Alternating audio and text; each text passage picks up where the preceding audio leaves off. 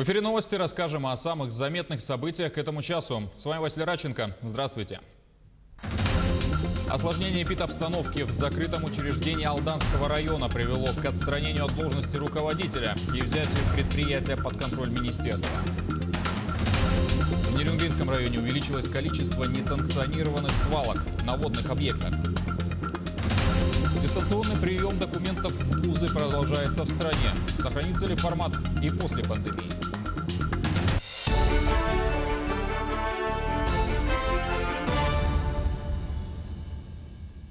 «54 новых заболевших коронавирусом выявили в Якутии за минувшие сутки. Из них 45 в Якутске.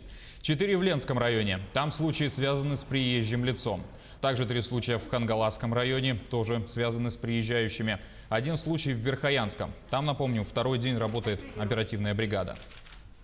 Безусловно, по тому, как докладывают наши специалисты, работа там проводится правильно, в соответствии с четкими алгоритмами. Все приезжающие в Батагай отслеживаются, соответственно, находятся на контроле как у медицинского наблюдения, так и у оперативного штаба района.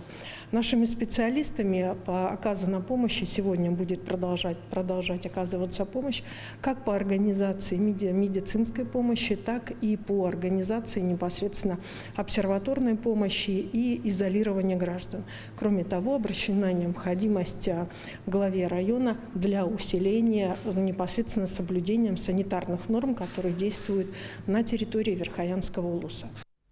Ольга Балабкина добавила, что в Алданском районе расследуется ситуация, цитата, «со сложностями в закрытом учреждении». Принято решение об отстранении руководителя этого учреждения и введении управления со стороны правительства республики. Также Ольга Балабкина рассказала о новых реалиях в момент перехода региона на новые этапы снятия ограничений. Она отметила, что не стоит забывать об ответственности за свои действия. Сегодня непосредственно мы начинаем жить по новым правилам и стандартам. Первые 10 дней, по сути дела, живем в тестовом режиме. И те проверки, которые проводятся на наших летних верандах, в транспортных организациях и в открытых непосредственно пространствах, они в большей степени носят характер предупреждений. Да, через некоторое время, если будет сохраняться непосредственно те же нарушения санитарно-эпидемиологических норм, соответственно, будет осуществляться и наказание. Потому что очень важно, чтобы эти нормы уже складывались и в обязательном порядке сохранялись. Свыше 100 лесных пожаров действуют на территории Якутии. По данным авиалесоохраны, огнем пройдено более 300 тысяч гектаров. При площади активного горения почти в 500 гектаров. На сегодня действует 110 очагов. За сутки возникло 48 и ликвидировано 47. С огнем борются 520 человек и 47 единиц техники. В готовности к применению находятся авиация МЧС России и аэромобильная группировка ведомства. Сложная обстановка сохраняется на территории Верхоянского, Жиганского и Мирнинского районов, где зарегистрировано 68 очагов природных пожаров. Министерство экологии совместно с авиалесоохраной вылетели в Мегино-Кангаласский район. Целью командировки стало оперативное обнаружение и ликвидация очага природного пожара. С вертолета провели осмотр места. Как выяснилось, горел сосновый бор. Пожар был низовой. При порывах ветра пытался переходить на верхушку леса. На место возгорания десантировались лесопожарные федеральной авиалесоохраны. Сразу же после высадки началась прокладка минполосы.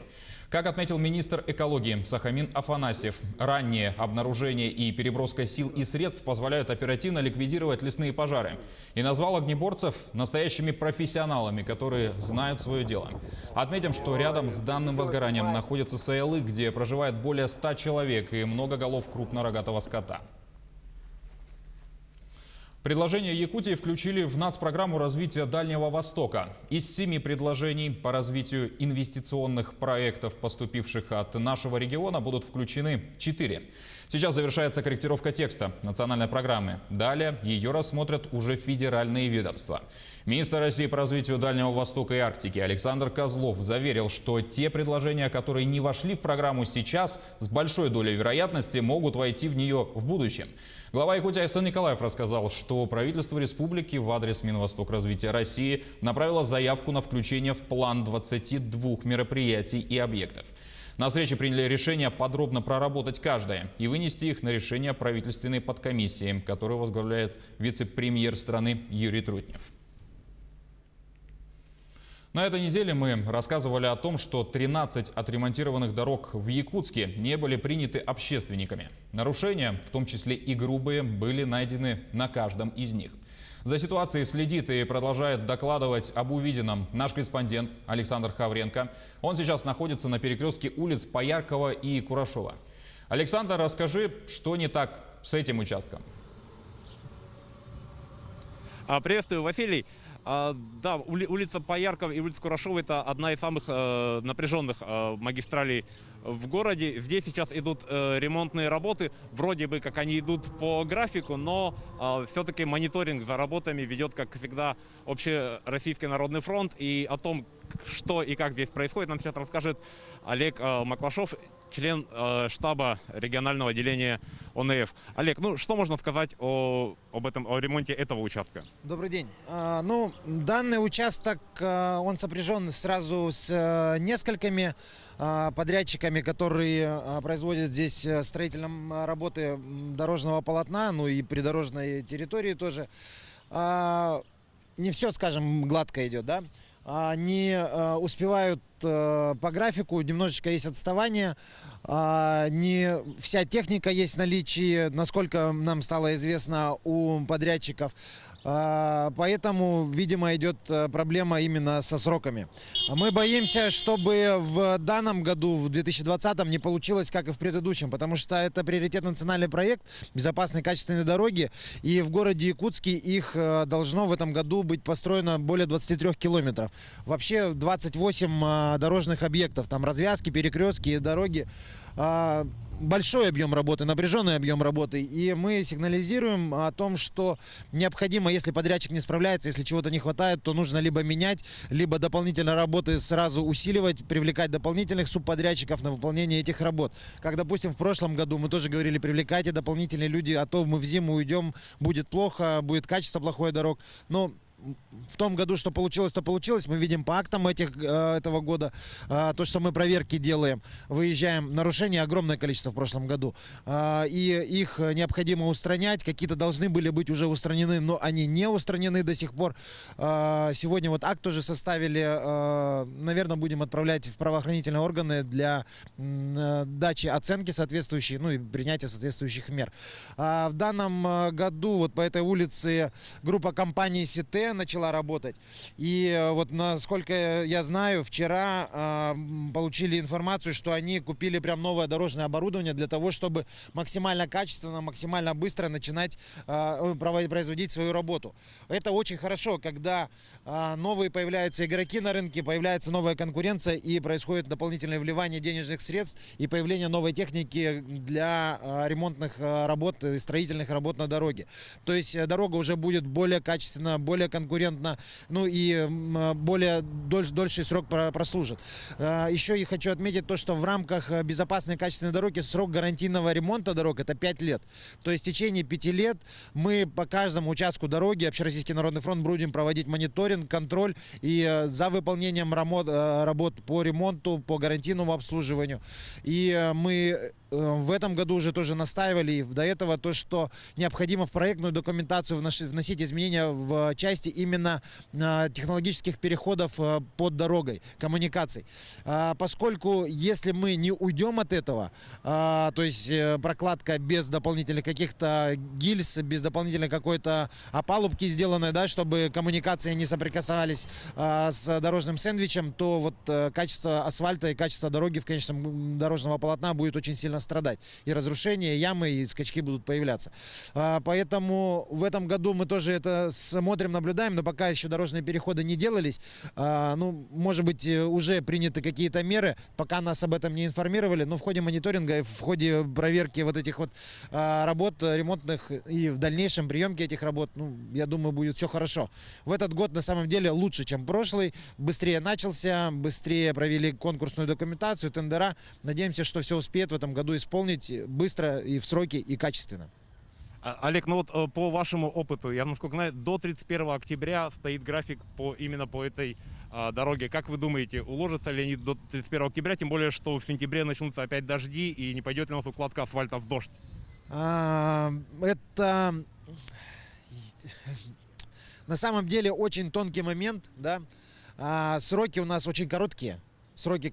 И должно находиться большое количество людей с большим количеством техники и максимально быстро осуществлять работы. То есть работы должны быть разноплановые.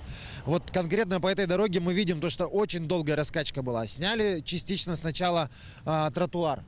Долго он стоял, потому что, центр города, неизбежно мы и сами ездим, и наши активисты, и члены штаба, и люди, которые живут здесь, скидывают картинки конкретно по этой улице.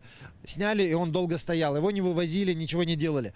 Потом дорожное полотно тоже вроде начали снимать, потом остановились. И тоже долго ничего не делали. И по факту на этой улице мы видим 3-5 человек, которые работают, что-то делают. Я думаю, что так не должно быть. Должно быть синхронно, параллельно идти несколько работ, чтобы успевать в сроках. То есть тротуар, помимо того, что снимая тротуар, нужно сразу же снимать дорогу. Необходимо там какие-то лотки делать, то есть сразу придорожку убирать, там озеленение делать и так далее, где возможно какими-то участками, там, допустим, группы автобусных остановок и так далее делать. Алекс, большое спасибо. Мы надеемся, что подрядчики действительно прислушаются к мнению и горожан, и членов ОНФ, и все-таки работы на этом участке будут вестись более активно, и дорога будет сдана в срок, как и положено. Василий. Да, Александр, спасибо. Но это, к сожалению, не единственная транспортная проблема в столице. В Якутске проходят плановые рейдовые проверки городских маршрутных автобусов. Соблюдение транспортного законодательства и наличие средств индивидуальной защиты у водителей проводят инспекторы Восточно-Сибирского межрегионального управления Госавтодорнадзора. В ходе проверок выявлен один случай нарушения санитарной безопасности. Водитель маршрутного автобуса работал без средств индивидуальной защиты. Всего за первое полугодие проверено 170 автобусов, в 43 из которых выявлены нарушения. Только что было выявлено нарушение. Водитель автобуса маршрута номер 17. Была просрочена страховка пассажиров, так называемый полисосгоп. Это будем принимать меры как раз-таки в отношении индивидуального предпринимателя. Пассажир, который, не дай бог, пострадает, не получит какой-либо компенсации. В Нерюнгринском районе увеличилось количество несанкционированных свалок на водных объектах. Наш корреспондент Александра Цыбикова узнавала, в чем причина захламления водоемов.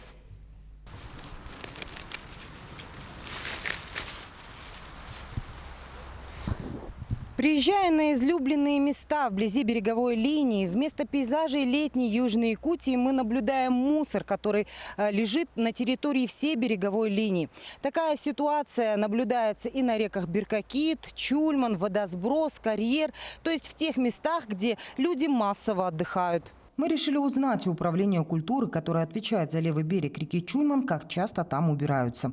Выяснилось, что уборка проводится еженедельно. Также МУП-переработчик каждый вторник вывозит контейнеры с мусором. Однако уборка не рассчитана на подобный наплыв недобросовестных отдыхающих. Стоит отметить, что там же на левом берегу располагается и главная обрядовая поляна празднования Сеха. Ежегодно в рамках этого национального главного праздника проходят совместные субботники, в которых принимают участие предприятия Нерюнгринского района, Нерюнгринская районная администрация, городская администрация, сотрудники управления культуры, муниципальных учреждений района и города, уважаемые жители, гости Нерюнгринского района. Чистота общественных территорий зависит от нас с вами и нашего отношения к природе. Давайте будем любить природу и бережно относиться к ней и сохранять порядок, чистоту там, где мы живем и отдыхаем. Хочется верить, что не все потеряно, ведь есть и единицы тех, кто знает, что такое ответственность. Отдыхаем часто, как только позволяет наша погода, наша северная Якутия. Поэтому, конечно, то, что творится, это поражает просто. Каждый раз, когда мы приходим, мы собираем, мы с собой всегда берем пакетики, всегда это все с собой, мусор в машину, все приезжают на машине в основном. Я считаю, это нетрудно. В машину и на мусорку. Мы делаем так. Чисто не там, где убирают, а там, где не мусорят. Фраза, которая не теряет актуальности. Стоит отметить, что на период пандемии организации были вынуждены сократить проведение массовых уборок и субботников.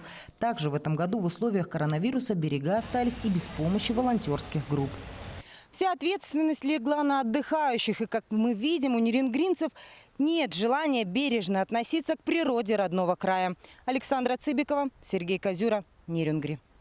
К другим темам. В России продолжается дистанционный прием документов в вузы. О том, удобен ли такой формат самим абитуриентам и готовы ли учебные заведения продолжить работу в этом ключе и после пандемии. Айсена Бурнашова. Золотой медалист, выпускник Нижнебестяжской школы Никита Прохоров хочет связать свою жизнь с геологией и добычей полезных ископаемых. Он считает, что за этим будущее, что добывающая промышленность – одна из самых перспективных отраслей. В Якутии очень много еще не открытых источников того же угля, различных минералов, золота, алмазы, еще много неизведано. Поэтому здесь еще работы много. Получать высшее образование молодой человек намерен в стенах Горного университета в Петербурге или геолого-разведочного в Москве. Подавать документы для поступления Никита планирует через онлайн-систему вуза. В чем его плюс огромный лично для меня? Это можно отправить дистанционно, и не нужно ехать туда, волноваться, тратить время. И сразу тебе скажут, можешь ли ты пройти или не можешь пройти. Всего абитуриенты могут подать документы в 5 вузов по 3 специальности в каждом. Нынешний опыт уникален. В России приемная кампания стартовала еще 20 июня до начала проведения единого госэкзамена. То есть абитуриенты имеют возможность подать документы авансом, без результатов ЕГЭ. Это было сделано для того, чтобы не создавать скученности после того, как ЕГЭ будут сданы, и вот этот вот временной период, он будет очень маленький. Наши абитуриенты уже сейчас подают документы, сканируют свои паспортные данные, сканируют данные аттестата, которые они уже получили, и обозначают те ЕГЭ, которые они будут сдавать, и в настоящее время уже сдают. Как только станут известны результаты экзаменов, их сразу внесут в базу данных. Далее приемная комиссия распределит абитуриентов по рейтингу и сформирует список поступивших ребят. Вузы сейчас работают на пределе своих возможностей эмоциональных. То есть если для абитуриента это загрузка документов, то для вуза это обработка, и здесь нужно вот соблюдать баланс. Это просто новые условия, в которых работаем и мы, наши абитуриенты, и мы должны для них создать максимально комфортные условия, во что бы то ни стало. Помимо интернет-приемных вузов, документы можно подать через госуслуги с помощью сервиса поступления в вуз онлайн. Также воспользоваться почтой или курьерской службой. Приемная кампания продлится до 18 августа. Но не все вузы перешли в онлайн-формат. Исключение составили творческие специальности. Так, легендарное Щепкинское училище или ГИТИС проводят очные прослушивания. Естественно, с соблюдением всех рекомендаций Роспотребнадзора. Айсена Бурнашова, Виктор Олесов, Нижний Бестяг, Санкт-Петербург, Москва. В нашем регионе начался ягодный сезон. Это лето оказалось ранним, поэтому с сегодняшнего дня жителям Амгинского, Намского и Усть-Алданского районов разрешено собирать землянику. С 15 июля в Мегино-Кангаласском, Нюрбинском и Чурапчинском районах можно приступить к сбору земляники и красной смородины.